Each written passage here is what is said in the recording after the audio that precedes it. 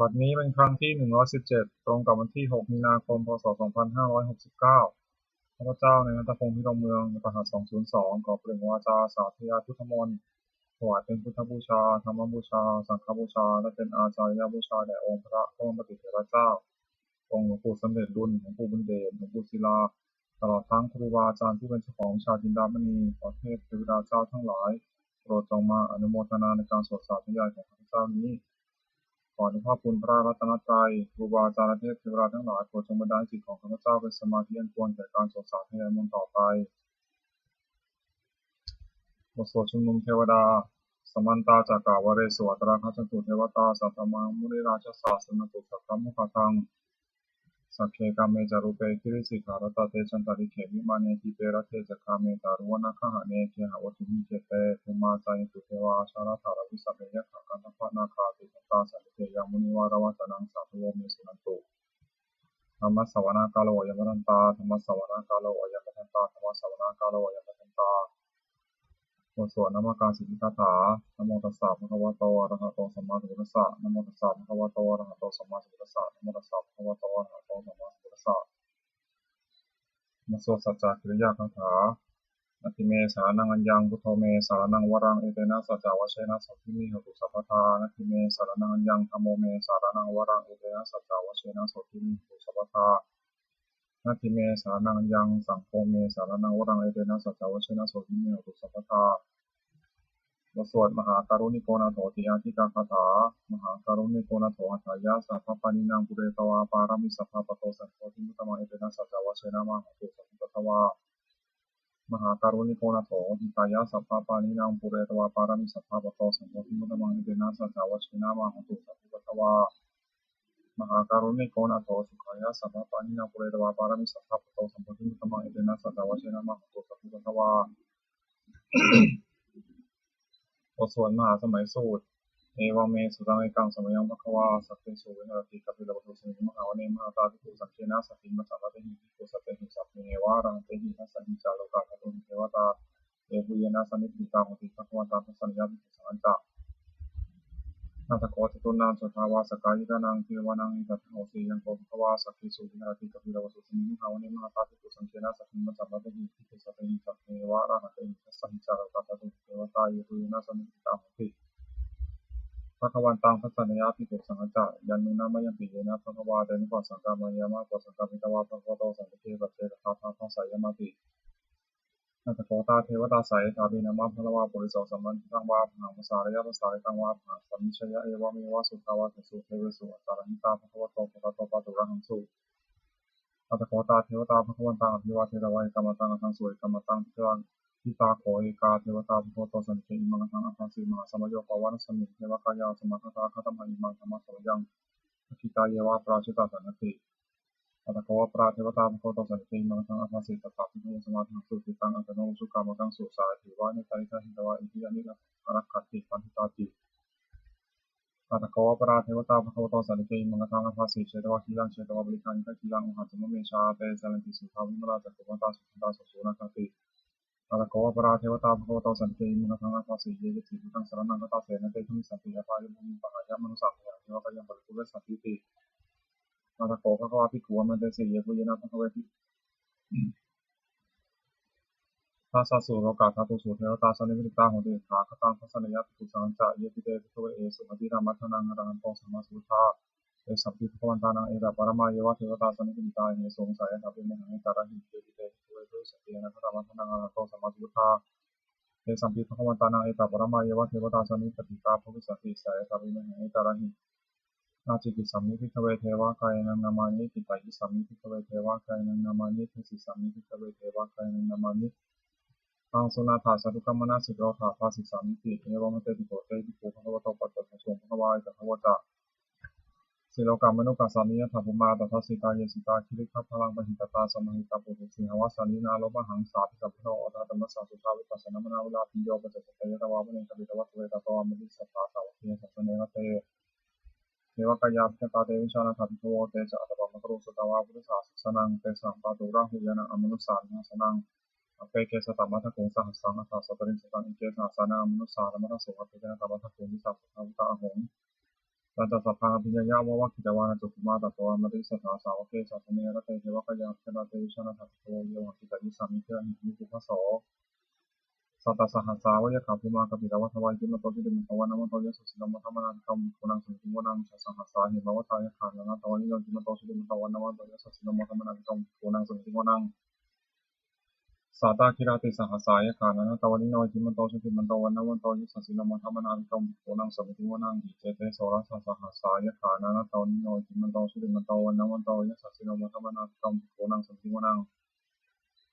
เวสามิตาปัญจสตายขานานาตวันโนอิมันโตชุติมันโตนาวันโตยิสัสสิโนมัทมนาคมปุรังสเปติโมนังกุมิโรราชาหิโกเอกุลสันติเวสนาปิโยนังสัตตาสังยานาบุญปัสสติกุมิโรราชาหิโกโสปะคาสมิโมนังปุริมันจติสาราชาสัตตาโตสัสสติธนานาธิปริมาราชายสัสสิโสสุตตปิตาสัพพะโวอิธรรมนามาพลายอิมันโตชุติมันโตนาวันโตยิสัสสิโนมัทมนาคมปุรังสเปติโมนังทักขินันจาทิสังราชาบุรุษโหตปัสสะสลิกุมนังอาธิปติมหาราชายสัสสิโสปตาปิตาสาภาโวอิธรรมนามาพลายอิมันโตชุติมันโตนาวันโตยิสัสสิโนมัทมนาภิกรรมโมโหนังสเปติโมนังปัจฉิมันจัดที่สังราชาวิรูปขอภาษาสเดนังคนังอธิปติมหาราชายสัสสิโสปุตตปิตาสาภาโวอิธรรมนามหาพลายอิมันโตชุติมันโตวันนวันโตยัสสิโนมัทมนาภิกรรมโหนังสเปติโมนังอุตรัญจติสังราชาโกโรตปัสสะสเดยคณาธิปติมหาราชายสัสสิโสปุตตปิตาสาภาโวอิธรรมนามหาพลายอิมันโตชุติมันโตวันนวันโตยัสสิโนมัทมนาภิกรรมโหนังสเปติโมนังปุริมาปุริมาทิสาทัตตารัตโถทักขิเนนาวุณหโกปัจฉิเนนาวุปโกคุเวโรตังทิสาจัตตาโรเตมหาราชาสมันตาจัตโตโรทิสาทัลมนาทังสุวเนตปิตวัตเวเตสังมายาวิโนทาสาภูจานิกาสถามายาสุดันทุเวเดนทุวิภูจาภิภูโตสหจันทโนกรรมเสโตจาทินุคันทุนิคันทุจาพนันโทปัมโยจาเทวสโตจมาตริอิตัสเสโนจกันตโพนโรราชาชนสโพอาภูมิจัสสิโกเทวะดินทโรสุริยวัชสาเอเตกันเยจราชโนคันธาสาราชนิมัทมนาภิกรรมวิโกนสมิโกนังอาภูนัมสานาคาเวสาราสาปัสสกาคัมพลสัตราภูมิทาสายริกิยามุนาภตารัฐาจาคุณคายสัสสิโนเอราวโนมหานาคสวะคาสมิโกนังเยนาคาราเชสังสาหารันติทิพาทิชาปกิวิสุทธิจักโขวิหานิสัตเทวนามัสสบัตตาจิตาสุปนาอิติเดชานามังนาพยันตทานาคาราชานามาสิสุปนาโตเขนามกาสิพุทโธสันติวัตาหิปาวะหายันตานาคาสุปนาสารนามคังสุปทังชิตาวชิราหัตเถนะสมุทังอสุรสิตาภัตตารวสาวเสเตอิมันโตเยสัสสิโนกาลกัญชามหาวิสมาอสุราธนาวิชสาวิปัสสิติสุติจามหาราโทนมุติสหสัตติจสตันจับพระพุทธนังสัพเพโรจนามกาสันนิตวะพิเศนังราหุปตังวะขมุสัพโยธานิพุทธเตริคุณังเสริวนังอาปอจะเทวาปฐวิจาเตโชวโยตถาคโมรุณาวรุณาเทวาสัพพะกัสสัทธาสหเมตตากรุณาคายิกาสุเทวายสัสสิโนทัสเสเตทัสสะทายาสัพเพนะตวันนคิมตอชิมตวันนวันโชยสัสสิโนมัทวนาภิกรมปุระสิโกนังเวทุจะเทวาสหนิจะอสมาจะทุเวยมาตติโสวินสัตเทวาจันทมะโควิตาโสเรโสวินสัตเทวาโสเรมะโควิตานะคาตานิพระเทวาภูมิทวะหังกาวสุนังวะโสสัจโตตะโกสัพพิโตทัสเสเตทัสสะทากายาสัพเพนะตวันนิโยจิมันโตชิลิมันโตวันนวันโตยิสัสสิโนมัทวนาภิกรมปุระสิโกนังตามผู้สาวุเทวาชาลมุติสการิวะนินกาสโสจาโตชาจาอุมาภูภาอิปัสสิโนวรุณาสาธรรมาจาอิตาจานิชกาสุตยะรุจราภูวะโคสาวนิสิโนทัสเสเตทัสสะทากายาสัพเพนะตวันนิโยจิมันโตชิมันโตวันนวันโตยัสสิโนมัทวนาภิกรมปุนังสัพพนังสมานามหาสมานามนุสามานุสุตมาจิตาปตุสิกาโกโคมโนปตุสิกาตาภูหะโยเทวายะจาริตวาสิโนวาระคามหาวาระคาภิเทวายะสิโนทัสเสเตทัสสะทากายาสัพเพนะตวันนิโยจิมันโตชิมันโตวันนวันโตยัสสิโนมัทวนาภิกรมปุนังสัพพนังโสกาตารุมหารุณาอโกยทัสสะสหโอทาคันหาปะโมหาภูริวาวิจักนาสัทธรรมตังหารัจามิสิกายะยะสัสสิโนคันยังอาคาภิโนโดริสาธุสัพพิทัสเสเตทัสสะทากายาสัพเพนะตวันนิโยจิมันโตชิมันโตวันนวันโตยัสสิโนมัทวนาภิกรมปุนังสัพพนังเขมิยาตุหิตายามากัตกาจายะสัสสิโนสัพพิตกาลามาเสตาตุติตมาจาสวัสดิมานาราติโนอโกตาภูปรายิตาทัสเสเตทัสสะทากายาสัพเพนะตวันนิโยจิมันโตชิมันโตวันนวันโตยัสสิโนมัทวนาภิกรมปุนังสัพพนังสัพเพเตเทวะนิกายาสัพเพนะตวันนิโนนามันวันยินาคัจโฉเยจันเยสัสสะสหะโตทัสสะกันสีรังอุคณินามานาสวังนะเถโรภัตรังนาคังจันทังวาสิตาติตังสุตตังอัปปะโตสัพพุตตาอิทิมาโตสหสนังกุมารติโสจาโสปะคาสมิติมนัง สหัสสะพระมาโลกานังมาพระมาอิจติปัปโนชุติมโตปิสมาตโยอิหัสโสทัสเสถะอิสราภูปัสสิกาวะสวัตติโนเตสันตามชโตอาคาหาริโตปริวาริโตเตจัสสะเพวิเทนเตสินเทเวสัพพะมะเกมาราเสนาภิกามิปัสสะกะนะสัมปทิยะเอถากะนะธรรมะทารังคินามิธรรมทิวสมันตาปริวาริตาภะโวมิติตาโกตินังอิติสัทธะมหาเสโนกันหาเสนาเปติปานินาตระมหาจัสสะรังกัตตวะนะเทระวังยะถาโรสโคมิโตธรรมิโตสุจิโตตถาโสสุทังติสันติโตเสหวะเสสันตสัพพังอภิญญาวะคิตวานะจักขุมาตโตมติสัทธาสาวเกศาสเนระเตมาราเสนาภินาเตวิชาตัตโตเตจาตปัมมะกรุสุตวาพุทธศาสสนังวิตาราภิปะกะมงเนสาวมติชติสัพเพชิตาสังฆวาภิยติตายะทัสสิโนมตันติสังคุเตหิสาวกาเตชะเนสุตติโมโสจุลชัยภกรนะโมเมหิพุทธาเตชะสารัตนาตยะธรรมิกาเตชะปสิทธิปสิทธิวานาดายะปรามิสุราสิทธิปรมาจอินทาตัตตะตุโลกาคัมภิรักขะสัมปทาภูติคังคาจัสสัพพมะชยปสิทธิโพธิเตชยชยธรณีธรณีอุตทีอุตทีนาทีนาทีชยชยขคนละตนละนิสัยนิไรสัสเสนามีราชบุญนาราชีชยชยคัมภีรสองทีนาเคนธนาคีปิศาจปุตตาการีชยชยตุนิมิตาโรคีชยชยสิงคีสุตตานมุขชาชยชยวรุณามุขาสาตราชยชยสัมปาตินาคาเทระโตชยชยคัตุโกนตุรงสุตาราภุชงสิยาภิทัติตาชยชยวรุณามุขายาตาชิตาชิตาเสนานิปุณสตินาราจีชยชยสุขาสุขาชีชยชยธรณีตาเรสัทธาสุชยาชยชยธรณีสัพพิสัทธาชยชยมังคลาดัญญาโพเคชยชยวรุณายเขชยชยรักเสสุราภุชติชาชยชยพรหมเมทัคนาชยชยราชาธิราชชัยชยชยปรมิสัพพังชยชยอาหันตาปจิตตพุทธสาวังชยชยมหิสุโรหโรหิเทวาชยชยธรรมาสุรโคชยชยนาโควิรุณโควิทุปโคตันทิมารวิมิโทจาวินาตโยจากุเวโรวรุโนปิจาคิวโยจากปัจจุโนกุมารโรทจารัตโกธารสังทิวาสิทิตาภาษาทโยอิสโนสาวกาสัพพยารามโมพุตุเตชยชยธรรมโมจักสังโฆจักทัสสะปโรจักชยกังเอเดนะชยเตชนะชยสุติพุตุเตเอเดนะพุทธเตชนะสุติเตชยมังคลังชโยปิพุทธศาสริมตวายามารสะจัปปติมโตปราชโยโกชยมพุทธิมเทโนวุติตาเชตถาสกัมมัคนามิสิโนชโยปิพุทธศาสริมตวายามารสะจัปปติมโตปราชโยโกชยมพุทธิมเทโนวุติตาเชตถาอิทันามิสิโนชโยปิพุทธศาสริมตวายามารสะจัปปติมโตปราชโยโกชยมพุทธิมเทโนวุติตาเชตถาทิวคนามิสิโนชโยปิพุทธศาสริมตวายามารสะจัปปติมโตปราชโยโกชยมพุทธิมเทโนวุติตาเชตถาสุปนัคนามิสิโนชโยปิพุทธศาสริมโตยามนัสสะสัพพะมโตปราชโยโกชยมพุทธิมเทตุมติตาเชตตานาคคณามิสิโนชโยปิพุทธศาสริมโตยามนัสสะสัพพะมโตปราชโยโกชยมพุทธิมเทตุมติตาเชตตาสัพพะมคณามิสิโนชยันโตปริยมูเลสักยานังทิวัฒโนเอวังตวังวิชโยหงหิชยสุชยมังคะเลปราชิตาปาลังเกสีเสปะทิโกคะเรปิสัจเจสัพพะพุทธนังขัปโตโมทติสุนัขตังสุมังคลังสุโขทังสุขิตังสุขโนสุมุตโตจัสสุวิคัมพระมาจาริโสปะทินังกายกรรมังวาจากรรมังวัฏทินังปะทินังมโนกรรมังปะนังทิเตปะทินาปะทินานิกตวานาลัมหะเถปะทิเนเตยะสารธาสุขิตาวิรุณหาพุทธศาสเนยโรภาสุขิตาโหทาสหสัพพิหิยาติปิสนันตุโหตุเยเทวาสมิงธาเนยทิตาทิชัยตาสัพพะโหตุสุขิตาโหตุสัพพะทารักขันตุสัพพะสัตตนังรักขันตุชินาสัตตนังยากติปัฏนาเตสังเหตุเวนตุมโนรักขาทิตากาเลภวัสันตุวสังวสาวรหังคารภะสุภวาเตสังนิโมนันตุตัสสะวะตากายสุขังทิตสุขังอนัตตุเยสารหังโอสถธรรมานิยามสุตังเอวังเมสุตังเอกังสัมยังมะขวาสาวัติยังวิหารติเชตาวเนอานาตัมปิกัสสะธรรมเมตัสโกภควาทิโกะธรรมเตสิวิขวติทัตันเตติเตติโกภควโตปัสสะโสภควาเอตัสสะจาอุปาทาวาพิทเวตถาคตานังอนุปาทาวาตถาคตานังทิตาวสาธาตุธรรมทิดาตาธรรมนิมตาสัพเพสังขารานิจจติตังตถาคตโตสัมพุทธิอภิสัมมิติอภิสัมมิตวาอภิสัมมิตวาจิตติเตเสติปัญญาปฏิปตาติวิวารติวิภัสสติธรรมิกโรติสัพเพสังขารานิจจติอุปาทาวาพิทเวตถาคตานังอนุปาทาวาตถาคตานังทิตาวสาธาตุธรรมทิดาตาธรรมนิมตาสัพเพสังขาราทุกขาติตังตถาคตโตอภิสัมพุทธิอภิสัมมิติอภิสัมพุทธวาอภิสัมเมตวาอาจิตติเทสติปัญญาปฏิปตาติวิวารติวิภัสสติธรรมิกโรติสัพเพสังขารานิจจติอุปาทาวาพิกเวตถาคตานังอนุปาทาวาตถาคตานังทิตาวสาสัพพธรรมทิตาตาธรรมนิวตาสัพพธรรมานาตติทังตถาคตโตสัพพทิฏฐิอภิสัมมิติอภิสัมพุทธวาอภิสัมมิตวาอภิสัมมิเตสติ ปัญญาปฏิปทาปฏิวิวารติวิปัสสติปณิกโรติสัพเพธรรมานัตติอิทัมมะโวตาภควาตมนาเตวิโภภควโตภาสีตังอภินันติบทสวดพระเทคาตาคาถาแปลติตังนันวะข้ามายะนัปฏิกังเขนะก็ตามบุคคลที่ต้องการที่ถึงสิ่งที่ล่วงไปแล้วด้วยอะไรและไม่พึงพะวงถึงสิ่งที่ไม่มาถึง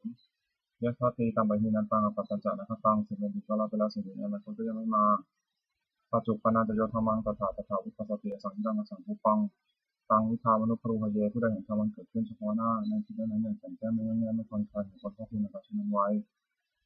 อาเชวะคิจามาตับปังโกชัญญามรณะโสเวความเพียรในสิ่งที่ต้องทำวันนี้คาเจอความตายในพรุ่งนี้นาฮิโนสังขารันเตนะมหาเสนนะมัจจุนาเพราะคำที่นมัจจุราที่มีเสนามาจะไม่สัมปะเราในวังวิหารวิมาตาปิยังโหรตาพระตันทิตังเวรเทตาโตติสัตโตจิตเตมิมีผู้สงบย่อมกล่าวด้วยผู้มีความเพียรอยู่เช่นนั้นไม่เกิดครั้งนั้นกลางวันกลางคืนว่าผู้เป็นอยู่ในราตรีเดวนาชมบทสวดธรรมะสังเวชข้าปัจเจกขณะแปลมีสังขารานิจจาสังขารคือร่างกายจิตใจและรูปธรรมนามธรรมซึ่งมันเที่ยงเกิดขึ้นและดับไปมีและหายไปสัพเพสังขาราทุกขาสังขารคือร่างกายจิตใจและรูปธรรมนามธรรมทั้งหมดทั้งสิ้นมันมีทุกข์ทนยากต้องเกิดที่ยากแก่เจ็บตายไปสัพเพธรรมานัตตาสิ่งทั้งหลายทั้งปวงทั้งที่เป็นสังขารและไม่ใช่สังขารทั้งสิ้นไม่ใช่ตัวไม่ใช่ตนไม่ควรถือว่าเราว่าของเราว่าตัวว่าตนของเราทุกวังชีวิตตาชีวิตเป็นของไม่ยืนทุกวังมรณะความตายเป็นของไม่ยืนนวสามมายามริตพังเราจะเป็นตายเป็นแท้มรณะปริโยนสานังเมชีวิตตามชีวิตของเราเป็นความตายเป็นที่สุดรอบชีวิตตามเมยตามชีวิตของเราเป็นของไม่เที่ยงมรณะเมยตามความตายของเราเป็นของเที่ยงวัฏฏะคุณที่สังเวชยังกายโยจิรังร่างกายนี้ไม่ตั้งอยู่นานอุตตาวิญญาโนท่านปัสสตาวิญญาณจุโทนทิ้งเสียแล้วอาทิเสสติจากนนทัพปัจจุบันซึ่งดินกระเด็นทางว่าบรุษทางว่าท่านมาแล้วท่านปืนมีรักทางหาประโยชน์นี้ได้เนจาวัตสังขาราสังขารทั้งหลายที่หนออุปาทวายะธรรมิโนมีความเกิดขึ้นและมีความเสื่อมไปเป็นธรรมดาปัจจิตวานิวัชติมันเกิดขึ้นและย่อมดับไปในสามปุปสมโมสุขโขความเข้าไปสงบระงับสังขารทั้งหลายเป็นสมบูรณ์ยิ่งสัพเพสัตตามราชิจักสัพพะทั้งปวงกำลังตายอยู่ไม่สุดไม่ใช่ที่ตายแล้วและกำลังจะตายแต่เถว่าไม่ได้สามนี้เราก็จะตายอย่างนั้นเหมือนกันนั่นที่มีจากสังสยความสงสัยในความตายนี้ไม่มีแก่เราเลยหมดส่วนเมตตายังกินจิยังกินจิกุศลังกำลังสัพพิหิตเตหิตตังปุญญโนอนุโมทันตุสนันตุวันนี้วันโตเยเทวะอสมิงขาเนี่ยทิฏฐตาทิคายุกาสัทธาของตุสุขิตาของตุทุกขาเป็นกันตุมาตาปิตาสุขิตาของตุทุกขาเป็นกันตุสัพเพยติกาสุขิตาของตุทุกขาเป็นกันตุสัพเพอติกาสุขิตาของตุทุกขาเป็นกันตุสัพเพปิสาสัพเพยขาสัพเพเตตาสุขิตาของตุทุกขาเป็นกันตุสัพเพอาจาริปัจฉญาสุขิตาของตุทุกขาเป็นกันตุสัพเพนักขัตตาสุขิตาของตุทุกขาเป็นกันตุสัพเพเทวาสุขิตาของตุทุกขาเป็นกันตุสัพเพสามาตินังสมิชันตุโวบทสวดบูชาหลวงปู่ทวดนะโมพุทธิสัตวะคันเนียอิปะคะวานะโมพุทธิสัตวะคันเนียอิปะคะวานะโมพุทธิสัตวะคันเนียอิปะคะวาปฏิภาณคาถายาเทวตาสันติวิหารวาสนิจุเตทะเลพุทธิทะเลตหิตาหิตาสมาสนินาโกตุปุชิตาโสติกโรเตทาวิหารมันเทเอราจมัชานวกาจติโทสารานิกาธานุปติวัสกาคามาจติสานิธมาติสาราสปานุปตาสุขิตาพุทธิเตชลาผู้ชายเยติจาอันสัมภวาสังเสนชาตาทโวปปาติกานิยานิการธรรมวรังปฏิจเตสัพเพติทัสสะกโรตุสังขยังคาตุจิรังสตังธรรมธรรมทราจะปุคลาสังโฆตุสมัพวะถายะจาหิตายะจาอันเนรคตุสัพพโมสัพพิธรรมจายโนทิงสัมปปุเรยมะธรรมเมอริยปาวิเตพสันนาโหตุสัพเพปิปานิโนพุทธศาสนาสัมมาทรังโหชัตโตกาลเทโวโตสุตุวิธิภาวะยะสัตนังสิทันตุเมธนิมาตาปิตาจักตัชังนิจังรักขติตตังเอวังธรรมะราชโนปชังรักขตุสัพพะเทวตาอุโยชนะคาถาทุกขปตาสมิทุกขาพยาปตาสมิทยาสุขปตาสมิโสกาหุตุสัพพิตินันโยอิสาวตาจะอัมหิสัมปตังมุยะสัมปทังสัพเพเทวานิโมทโตสัพพะสัมปติสิทธิยาทานังทัตันตุสัทธายาสิรังรักขตุสัพพะภาวนาพิจตาหุตุพระสันตุเทวตาคตาสุมังคลคาถาโหตุสัพพังสุมังคลังรักขตุสัพพเทวตาสัมมาทิฏฐานุภาเวนะโสติมังสุญญรันตรังโหตุสัพพังสุมังคลังรักขตุสัพพเทวตาสัมมาทิฏฐานุภาเวนะโสติมังสุญญรันตรังโหตุสัพพังสุมังคลังรักขตุสัพพเทวตาสัมมาสังฆานุภาเวนะโสติมังสุญญรันตรังสัพเพพุทธาภลปตาปัจเจกนันเตยมพลังอนันตานันจติชนะรักขมัทมิสวัสโสสัพเพพุทธาภลปตาปัจเจกนันเตยมพลังอนันตานันจติชนะรักขมัทมิสวัสโสสัพเพพุทธาภลปตาปัจเจกนันเตยมพลังอนันตานันจติชนะรักขมัทมิสวัสโสสัพเพพุทธาภลปตาปัจเจกนันเตยมพลังอนันตานันจติชนะรักขมัทมิสวัสโสสัพเพพุทธาภลปตาปัจเจกนันเตยมพลังอนันตานันจ